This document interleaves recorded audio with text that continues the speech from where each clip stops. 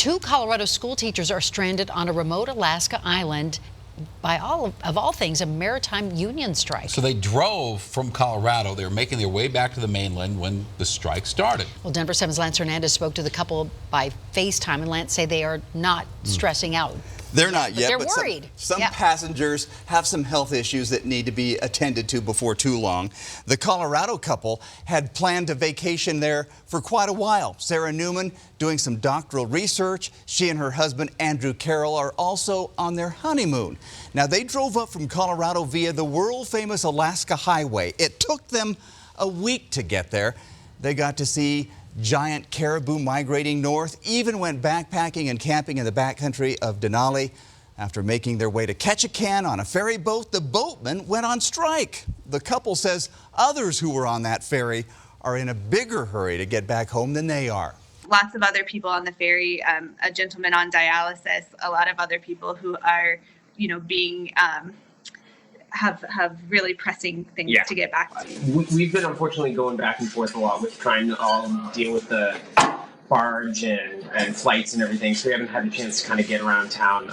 But it's a lot like the rest of Southeast Alaska, and it's a very beautiful island with a lot of hiking trails and temperate rainforest. Yeah, it's beautiful. It's raining.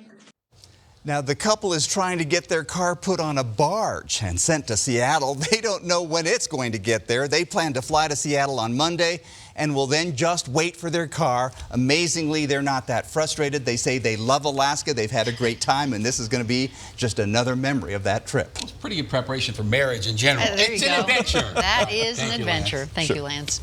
It has now been 5 years since the Great Hall was remodeled at Union Station to accommodate more people coming in and out of Denver. Well, today, the station held a grand reopening ceremony. About 28,000 people pass through Union Station every single day.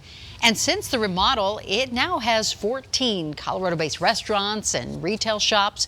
Most of the seating inside is new, but workers saved two of the original benches. They're on the north wall of Union Station. It's beautiful inside. You can also check out old bus tickets, coins, and notes left behind by passengers over the years. You can see all of that on the second floor. And you can find more insider secrets about Union Station on our free Denver 7 app. Well, the game's a classic. Super Mario Brothers, and it's now nearly 35 years old. New versions seem to pop up every few years. But did you know the largest collection of Mario, Luigi, Peach, and all the rest is right here in Colorado?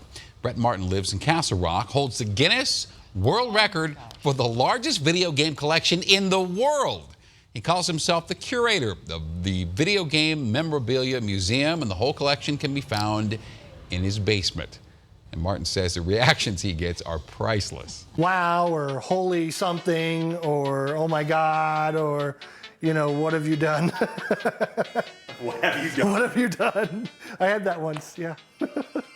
It's just unbelievable. And the last time he had his collection appraised, it was about $100,000. Well, since it has grown larger, he figures now to be closer to $200,000. Wow. Wow, I was right. That stuff? I was worried that was his bedroom, but it's his basement, so I feel a little bit better. Oh, my gosh. Very nice. All right, big weekend, Mike. Big weekend, and you're going to have to plan around the raindrops because there's going to be a chance of storms both days, and both days will be pretty much bumpy after about 3 o'clock until about 9 o'clock, much like we've had today. 78 degrees by 7 p.m. with some thunderstorms, still some storms around 72 by 9 p.m., 70, partly cloudy by 11 p.m. As far as today, it was a hot one. 92, 62 is where we started, 2 degrees above the normal on both the high and the low. Right now, it's 88 degrees downtown and at the airport. The pressure's rising. The winds are out of the northeast at 13 miles per hour, and some showers showing up. This is our camera that's out at City Park. There's some rain developing on the south and west side of the Denver area, and kind of an interesting little feature on radar. I'm going to loop through this a couple of times. Right there, that's not rain. That's an outflow boundary. That's cooler winds coming in from the northeast, but more moisture. And when it moves down in here, it's colliding with some of the terrain off to the west and forming a thunderstorm right now over the western side of the Denver metro area that's going to grow in size and intensity and move across the city Out farther to the west, you can see why we had the mudslides out there. Look at all the storms along I-70, and there's another round coming in. This is the one right there that caused the mudslides in the Glenwood Springs area. Statewide, scattered storms with the exception of the far eastern plains, where it's hot and mainly dry. Severe weather up to the north of us as a front is dropping southward tonight, and as that front comes in, that's going to complicate the weekend forecast. Partly cloudy by morning, although some storms even early tomorrow in the Nebraska Panhandle. Lows are going to be in the 60s and 50s at lower elevations. We'll see mostly 50s up into the mountains by morning. We start out partly cloudy, but tomorrow with that front nearby, it's going to bring thunderstorm activity by midday in the mountains, sunny and warm on the plains, but in the afternoon, some severe storms possible over northeastern Colorado, more isolated storms farther to the west over the Grand Junction area and the San Juans. Highs tomorrow a little bit cooler, just in the 80s and 70s up to the north around Cheyenne. So we're going to see readings cooler tomorrow than today, but a better chance of afternoon storms, and an even better chance of afternoon storms comes up on Sunday.